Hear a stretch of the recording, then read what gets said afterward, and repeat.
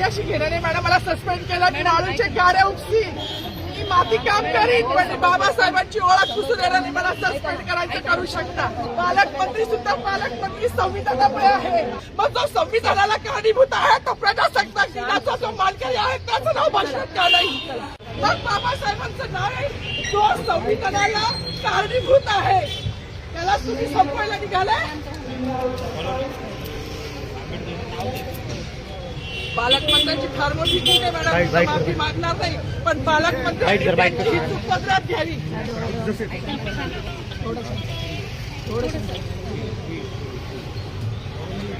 मला मीडियाशी घेणं नाही मॅडम. मला सस्पेंड केलं. मी नाळूचे गाड्या उपसी मी माती काम करीन पण बाबासाहेबांची ओळख पुसू देणार नाही. मला सस्पेंड करायचं करू शकता.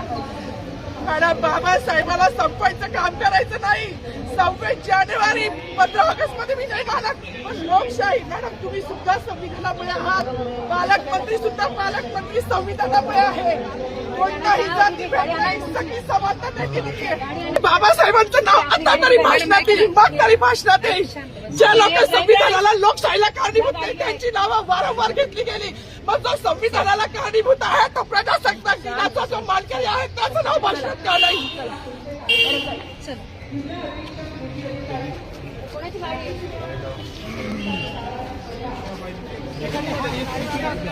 त्यांना रिक्वेस्ट करायला जाणार होती की झाडं तोडू